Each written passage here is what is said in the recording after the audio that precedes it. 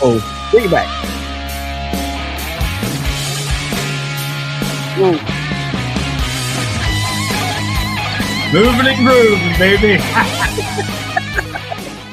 That is what we're doing right here on the hashtag Brothers of Baseball show. Of course, Willie Epting Jr. and Mike Fuji is in the house. We are back.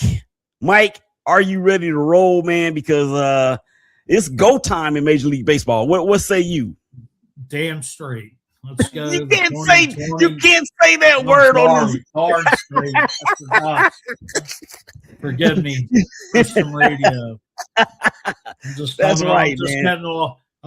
off the clock at work. So okay, we'll give you a pass for that, because I know how tiring that could be and how upsetting all that could be as well. So it's all good. Just in case you missed it in the first segment, yeah, we did talk about the pastime and whether or not it is that for America.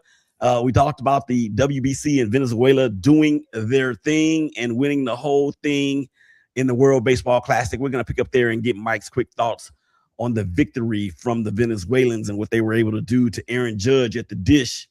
But before we move any further, though, this second segment, it is being brought to you by the Big Game Christian Sports Network. You know what? That's not true. It is not. This second segment is being brought by Lake Crest Casino and Hotel. Look, I don't know about you, Mike, and I know you said you just got off work, but I could use a break, and I know you could too. Not just now, but from time to time. And what better way to spend it than at Lake Crest Casino and Hotel?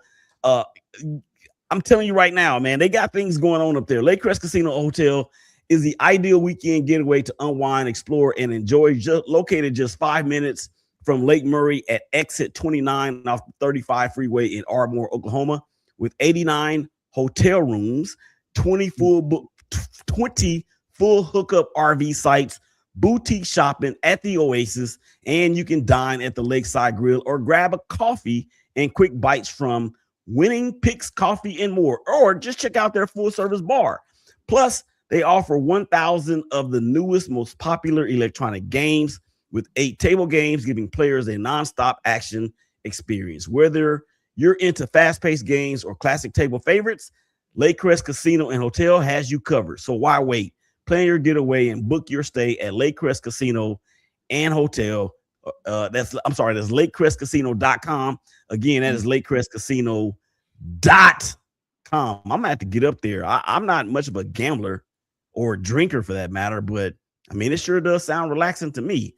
All right, Mike. So I was just talking about it in the first segment about the WBC. I want to get your quick thoughts before we move on to your favorite Philly. And then we have some staggering information regarding our brothers and sisters that are the same shade of color as I am in Major League Baseball. So first of all, we want to say thank you guys for checking us out on Facebook, LinkedIn, YouTube, Instagram TV. I see you guys out there watching, and of course, Twitter. So Mike, bring it, man. Tell everybody out there about your thoughts on the WBC Classic and what Venezuela was able to pull off.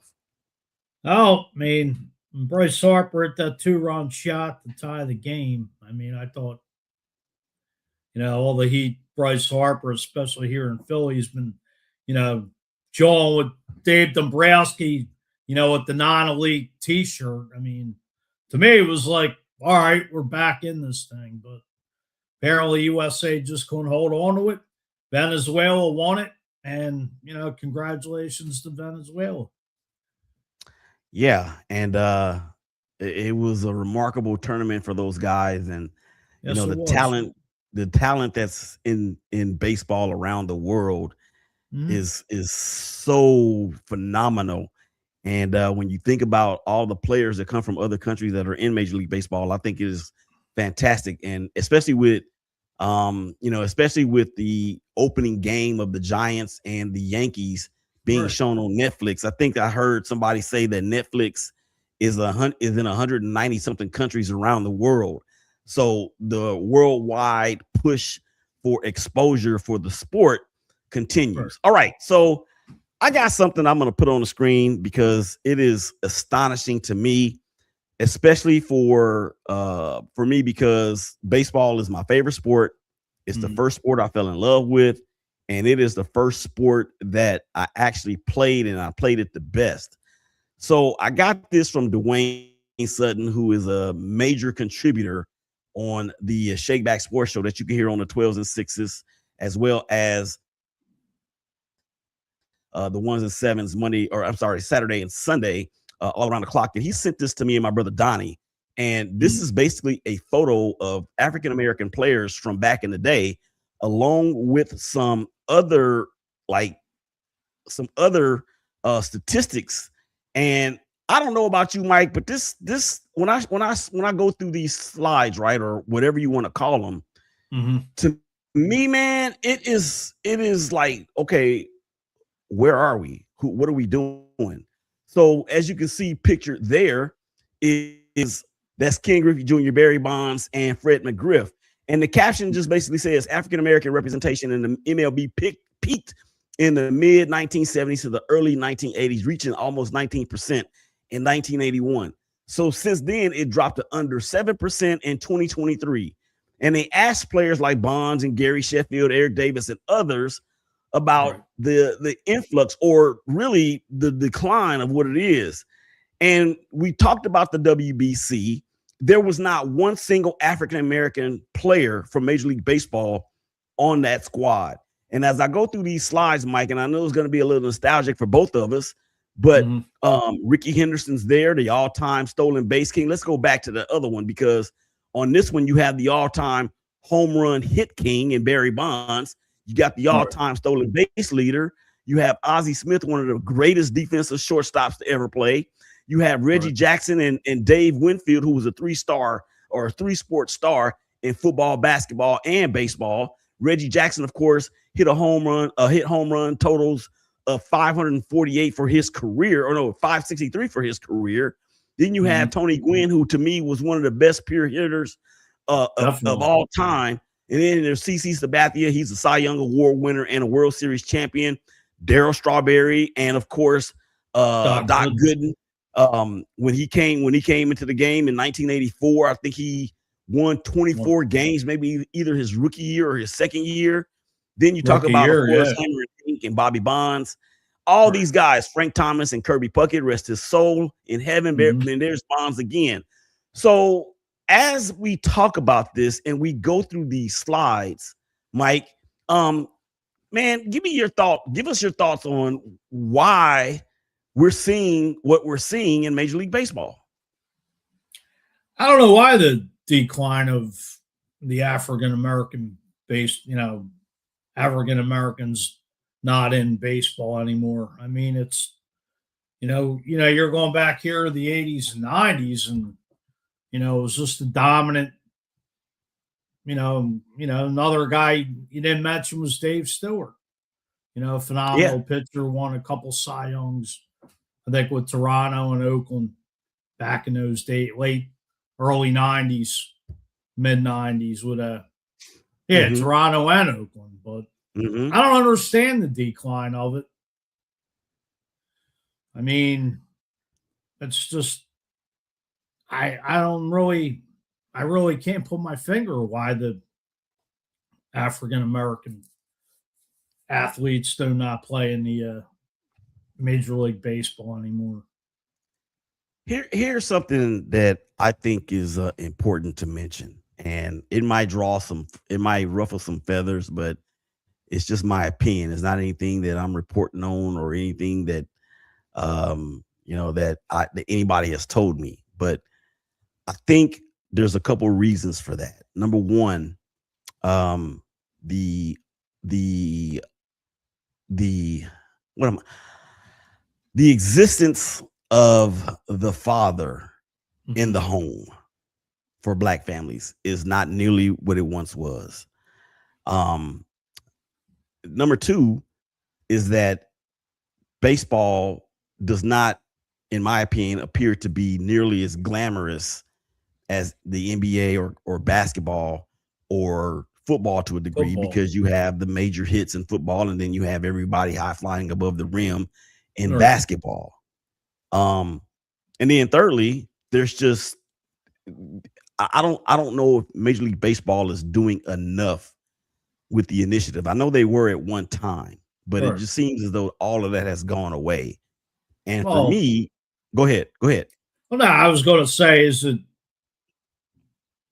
I mean, to me, it's like like our age bracket baseballs, was up there with football, and it's just like, is it a generational thing, like you're saying, between the NBA, the NFL, just I just don't think these younger generations.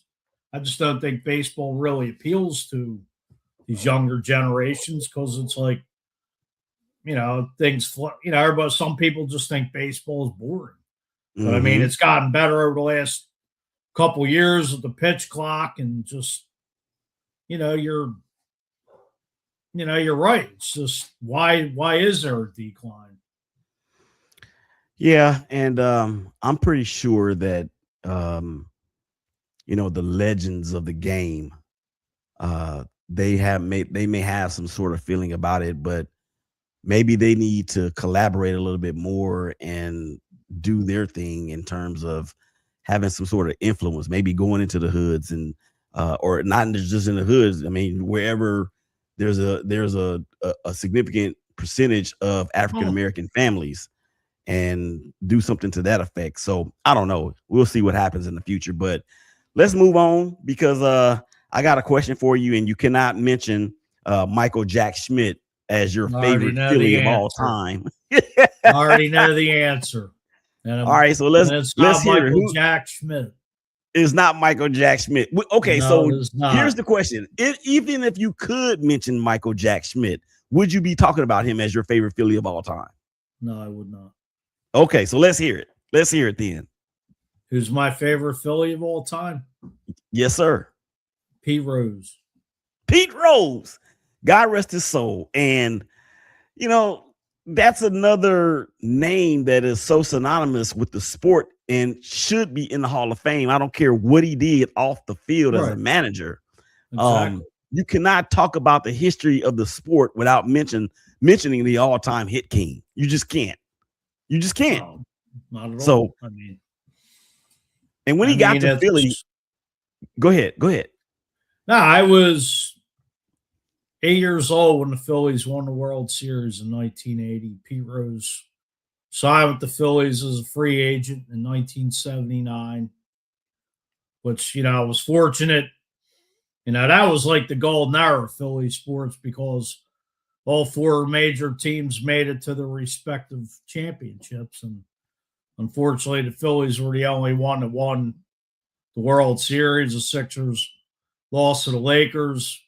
The Flyers lost to the New York Islanders, and the Eagles lost to your Raiders in Super Bowl 15, unfortunately. But Yeah, we dominated. which being 8 years old, like, damn, this is phenomenal. Like, could this happen every year? But that's the only time in sports history that ever happened with a major city. Yeah. So, but Pete Rose. I mean, I just got lucky at that right time, being 8 years old. Pete was in the twilight of his career, but they brought Pete in to get the pressure off Mike Schmidt because it just seemed like they lost to the Dodgers.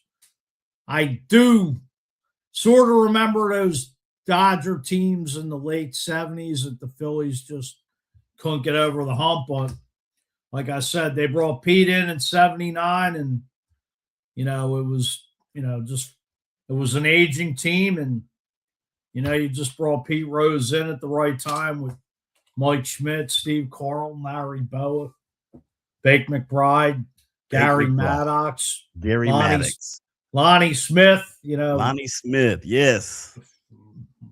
Phenomenal rookie. Hated to see him get traded, but it was it was just the right time where the Phillies just finally you know got the monkey off their back and beat Kansas City in 6 games. George Brett was Mm-hmm. on that Royal squad, but that Hale McRae, Willie yeah, Hal Mays McRae, Aikens, Willie Amos Mays Aikens, Otis. Dennis Leonard, Dan Yes, sir. Quisenberry. Yes, sir. Who was their closer was Dan Quisenberry. Dan Quisenberry, the quiz with that sidewinding stuff. Yep. But when you talked about that Dodger squad, you know who was on that squad for real? I'm gonna give you one guess. He recently won a championship with the team that was accused of cheating. Dusty Baker. Dusty Baker was on that squad. I got a story for you about Dusty Baker. Okay, we're gonna hold on to that maybe into the next episode. So we're gonna go ahead and get to the predictions and stuff here in just a second. But I want to ask you, a team from either league that made the playoffs last year that we just don't see getting there this year. And you can name one or two, it's up to you, but it needs to be, if you're going to do two, it has to be one from either league.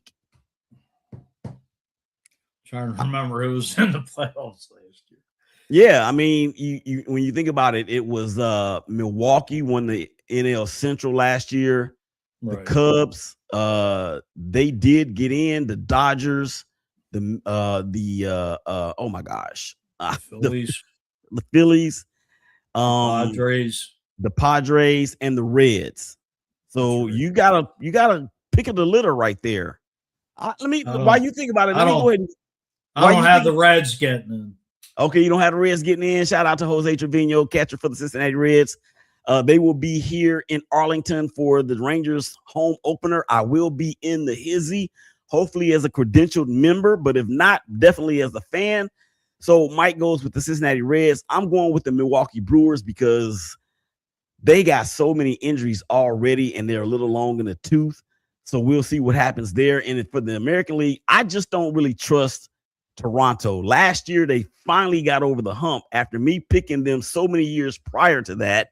And they lost a little bit as well. And their whole pitching rotation seems to be injured too. So I've got Milwaukee from the NL and Toronto from the AL. So we're going to flip it. And we have about 2 minutes left to go in the segment. So what team from either league that did make the playoffs last year, but won't make it this year? Wait a minute. I did that wrong. I know. You got me confused. Yeah, I did that wrong. So it was a team that did make the playoffs last year, but won't make it this year. So this team, a team that didn't make it, that will make it this year. Yeah, that was crazy. Got the Mets. The Mets are like in everybody's wheelhouse. The Mets are on everybody's radar because of the moves that they made, plus with the talent that they already had. And I actually agree with you. I'm going the Mets in the National League, and I'm going Houston in the American League. I think that the AL West is stronger to include the Astros, and I do believe they'll get two teams in. We're going to get to all of that here, the predictions here in the next segment. Come on back on the other side of the break. There's Mike. Big days in the background. Willie Epting Jr., #BrothersOfBaseball Show. Y'all come back and holler at us.